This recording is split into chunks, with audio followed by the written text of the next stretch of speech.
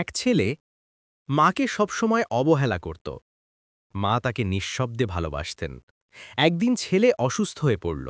মা দিনরাত পাশে থেকে সেবা করলেন। ছেলে বুঝল মায়ের ভালোবাসার শেষ নেই। সে আর কখনো মাকে অবহেলা করল না। মায়ের আশীর্বাদেই সে সুস্থ হল।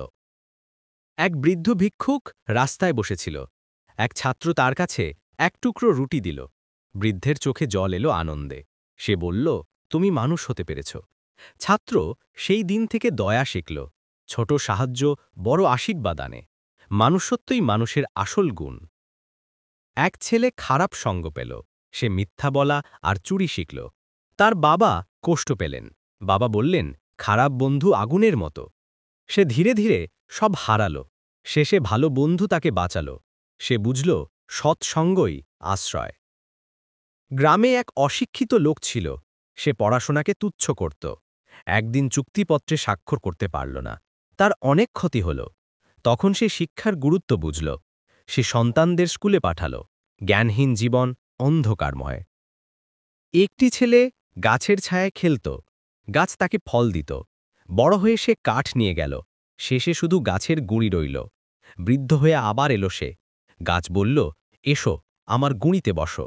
সে বুঝল প্রকৃতি সবসময় দেয়, নেয় না। মায়ের চোখে আছে দয়ার সাগর। তার ভালোবাসায় নেই কোনো সীমা। অসহায় হলে মা হয় ভরসা। মা ছাড়া ঘর যেন শূন্য ভীমা। মায়ের দোয়া সুখের আলো।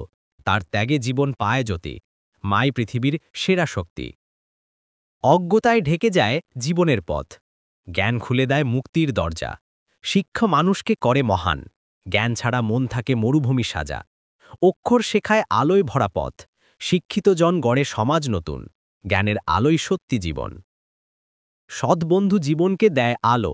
খারাপ বন্ধু টেনে নেয় অন্ধকারে।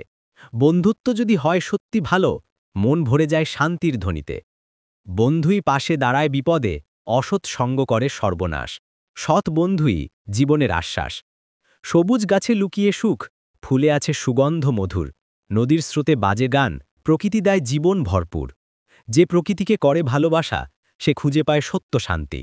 প্রকৃতি রক্ষাই মানুষের কর্তব্য। অসতর্ক হলে ঘটে বিপদ। জীবন হয়ে যায় দুঃখে ভরা। যে সবসময় থাকে সচেতন, সে পায় সাফল্যের ধারা। ভেবে কাজ করো ধীরে ধীরে, তাড়াহুড়ো আনে সর্বনাশ। সতর্ক থাকাই বুদ্ধির প্রকাশ। লেখক প্রদীপ ভাই।